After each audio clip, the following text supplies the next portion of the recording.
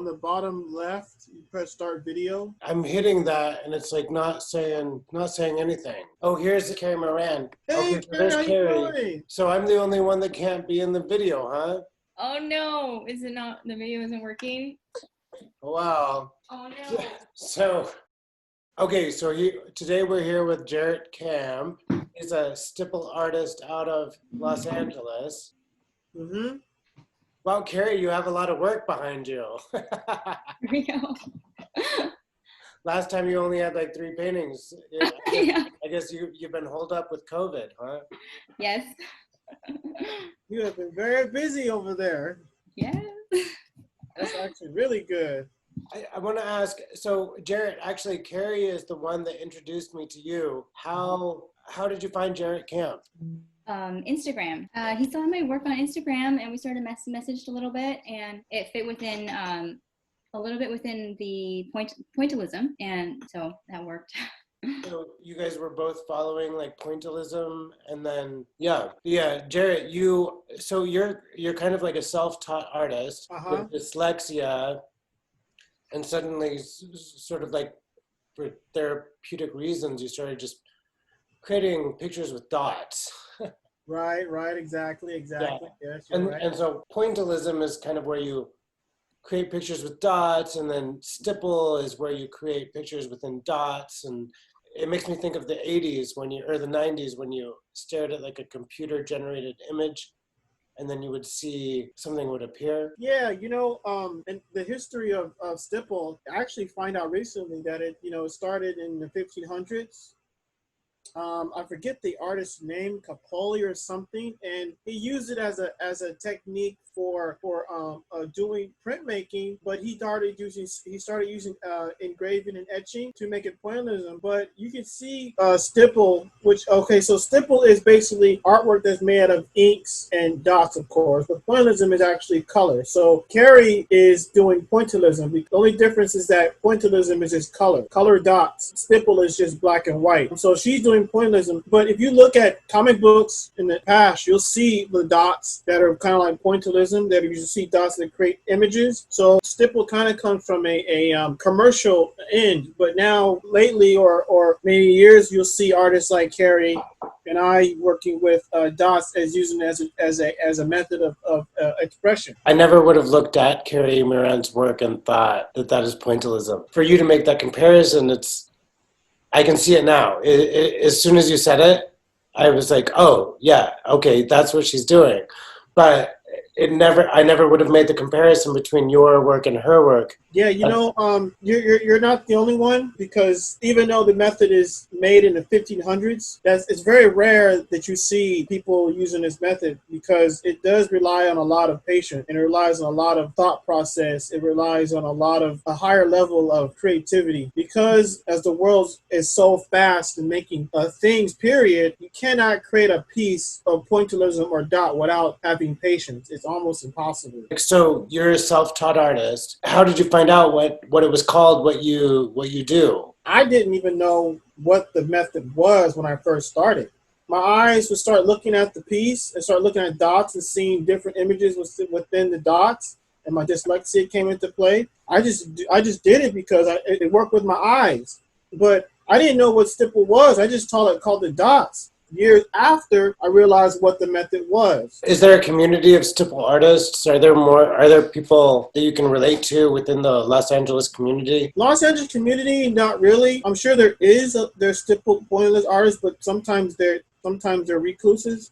They don't want to really go out to the public. More Facebook and Instagram. Carrie is a good example. But I am confident, sure, that there are pointillism artists, but we got to find them. We got to go out there and look for them and tell them there's a platform for them to use to show in my gallery that I've created over the recent months, with Carrie's artwork in it too as well. But it is, I can honestly say it's rare that you'll find Stipple artists out there. Carrie, do you categorize your artwork along with Jarrett's? Are you guys in the same boat? I'm not sure so much about categories. I'm more of an intuitive artist. So I think it just evolves over time, like with most artists. So I think I did start out doing some pointillism and then a little more impressionism. And then now I'm starting to go more abstract. But I still use the dots in my abstracts as well. I think the only connection with me and Carrie is the method itself. She has a different, more of an abstract method of using pointillism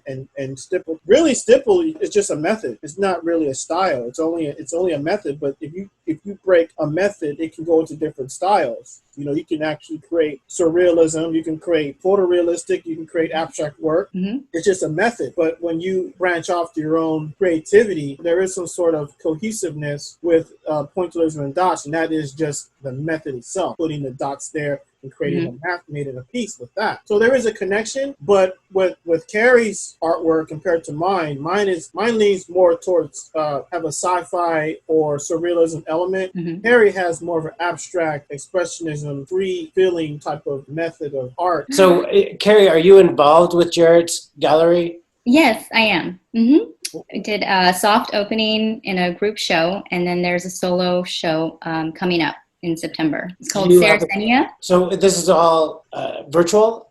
Yes, it's a virtual gallery. So the grand opening, Carrie, is going to be a group. Mm-hmm.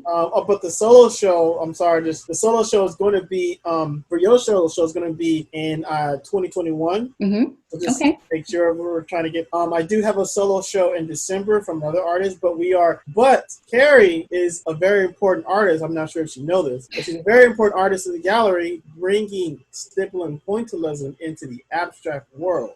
Oh.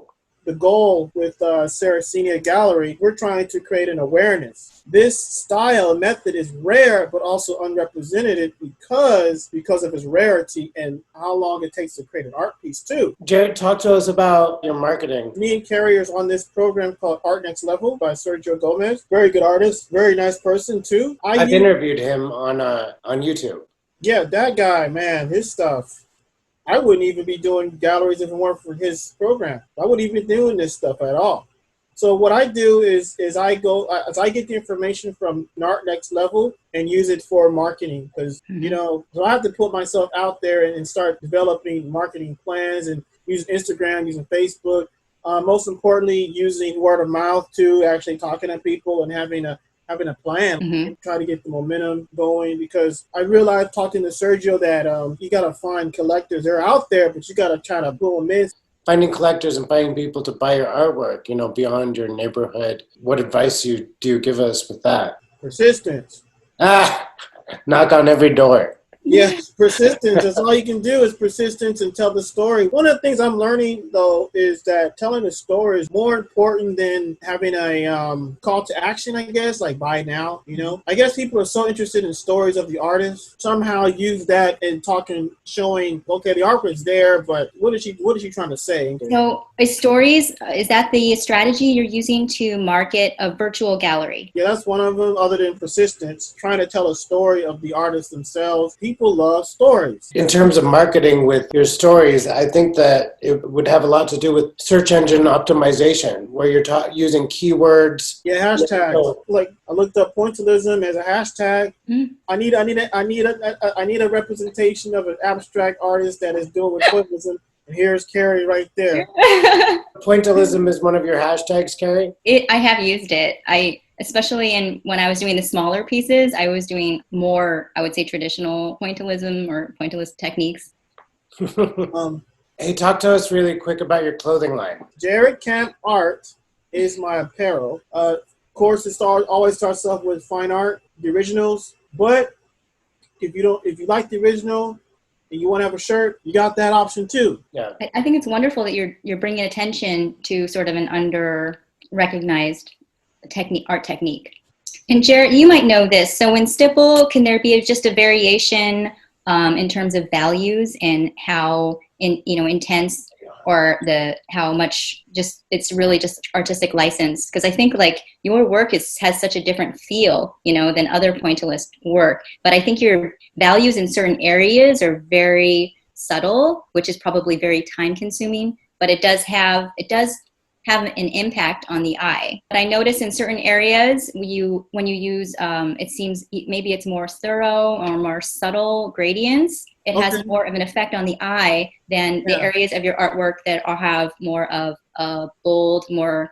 That's purposely done. When I create an art piece, I think of a book, like those ancient books where they have the big letters in the front, those medieval books. Well, I use the object that I want to put as an importance is the same thing as that big letter of that book with all little letters. And I use that method because, like it says, when I have a viewer looking at my work, I want to have like a spotlight effect where they look at it from far distance and something like attracts their eye, so they see this one little colored part. Then as they go inside, they open the book and see all the details of what what I'm trying to say in the artwork. I want to grab their attention from a far distance, and then keep I call it 30-second rule, where I want to keep an artist, I want to keep a person looking at the art piece for at least 30 seconds or more to get their attention, guiding the audience in a subliminal way. I was curious, at what point did you think or realize that the technique, stipple technique, did have an aesthetic?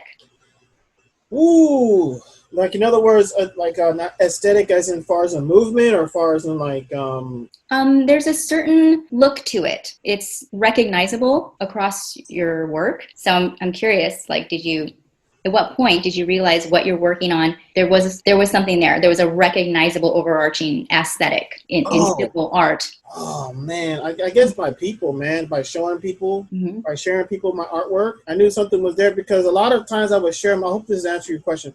A lot of times when I show my artwork to people, they always do. I don't know how many times I've heard, I've never seen this before. At that point, you start, kind of thinking like, man, there's got to be this. I got something here, man.